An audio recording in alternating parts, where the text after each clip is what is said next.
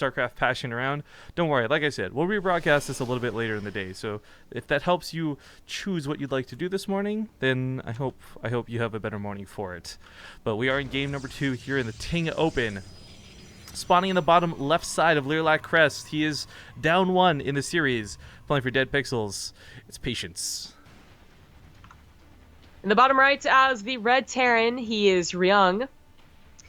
And I actually like having 2 streams on because there is quite a bit of downtime for the more professional casts. Yeah, base trade TV rocks it when it comes to like the least amount of downtime. When possible, I should say, with an asterisk, because sometimes we get caught in those unfortunate situations. But the one last point I want to add on to that is, like, I know a lot of times there's like, it feels like in 100% of situations, people tuning in care more about the viewership than the people making the content, which is us in this example.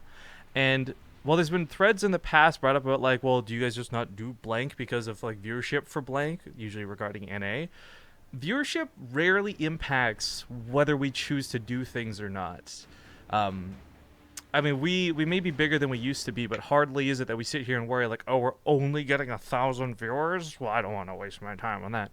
It is mostly on, like, you know, what players are signing up, the quantity of players signing up. Like, those things are going to affect us so much more than something like viewership. If I've got Patience and Ryung in front of me, and we have 10 people tuning in, then I know 10 people are watching some really good StarCraft. Mm-hmm. That last game was pretty damn good. I mean, obviously Ryung, at the end of it, had been able to take, you know, just lead after lead and actually won. And I would consider him, after watching that game, the better TvP player. But it's a best of 5, and there's a lot of different strategies that Patience can throw out here. There was one small thing in that game, though, that makes me hesitant to just be like, you know what, tip the hat to Ryung. Which, ironically, is going to be me tipping my hat to Ryung here. That Liberator usage, with the advanced ballistics really catching Patience off guard. Like, really catching Patience off guard. It was quite a surprise. This Zealot's also quite a surprise. Like, who gets a Zealot anymore? Right. This is actually a little bit, revealing that even if that probe wasn't there at the time, you would know that, okay, a probe's coming somewhere, because why else would you try and get a Zealot? This is so sick and clever, though. I love it, because if the Zealot didn't come with this, then the Reaper would have easily picked off the probe before it even had a chance to put down a single pylon. Now the Mothership Core is almost here. The Stalker's joining suit. Yeah, the Zealot's dead, but this front wall is going to get broken. No question about it. And if he can stall out the command center building, this makes it even better. Oh, Patience, you dirty bastard. Oh, he had a second SCV down there, I thought, like anticipating the Zealot killing it, but then he brought it back. So that really sucks. Now it's not going to be targeted, and it's not going to be like in range of the pylon, so it's not going to be killed. It's just that should be like, you know, lifting and turning into an orbital perhaps if you had the money and, you know. Overcharge? Oh, 1 second. Tries to deny the SCV and does it once again. That command center is 70 out of 71, folks. Now, I'm remembering Lilikanine versus Wellmu, the Marine Stalker dynamic, right? Like, as long as it's Stalkers versus just Marines, Patience has every advantage in this situation. Getting that tech lab for the factory and getting potential tanks out is everything in this scenario. Mothership Core might go down, but she's kind of expendable at this point. However, she's not going to die. The Marine count is going to be low because he doesn't have the reactor anymore. And backing away for the moment, SCV's pulling off, finish the command center.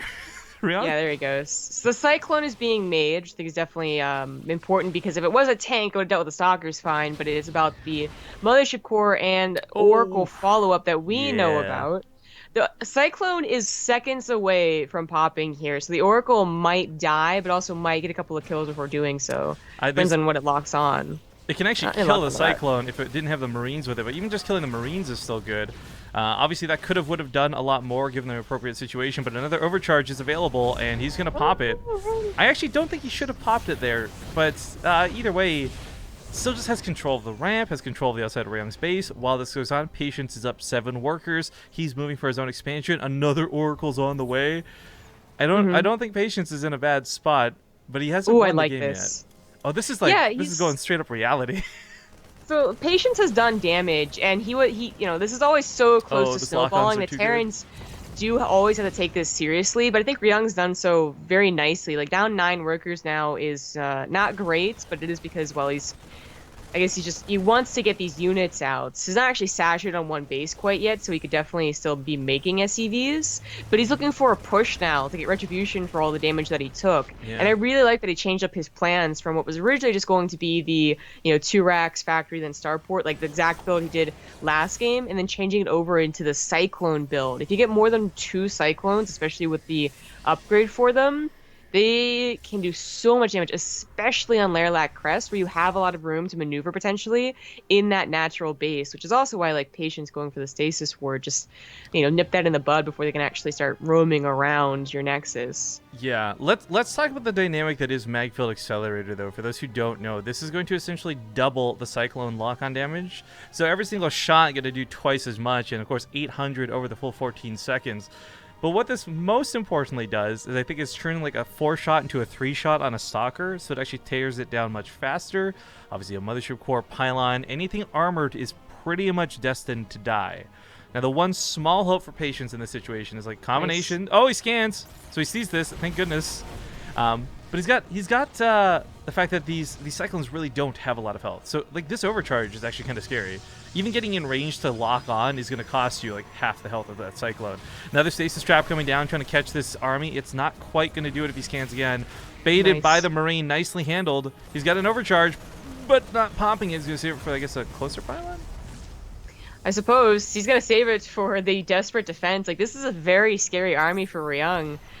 Patience is going to have to pull the probes for this. Otherwise, 4 Cyclones take down, 4 Stalkers immediately. And the Marine count's not really too much to laugh at either. The repairs going down, more Cyclones being rallied over. The Oracle is just being used for stasis traps now. Unfortunately, though, the position the stasis traps are starting to take are more like you've already given up your Nexus. Yeah. And even if that Immortal comes out, like the Cyclones actually will tear right through it. The Mothership Core goes down, it evaporates. Oh! Nice catch on that stasis ward, however.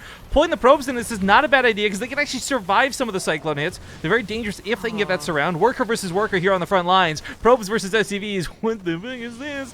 But these Cyclones are now in range of that Immortal. And the biggest thing is it's only going to take like 2.5 shots to kill him. In fact, a lot of these are already sub 100 health. So this Immortal, 2 shots, a lot of them. But he's out of range. Oh no! Mistakes were made. The Cyclones, did these do lock on? I think they did. Oh, there you go. On the Nexus or Pylon or something. A lot of probes going down, but for Patience, he still has way more, had way more to begin this. So that Ryung taps out. GG. Makes sense. That stasis trap probably saved his life. Like, that was so close to snowballing. Yes. And that's why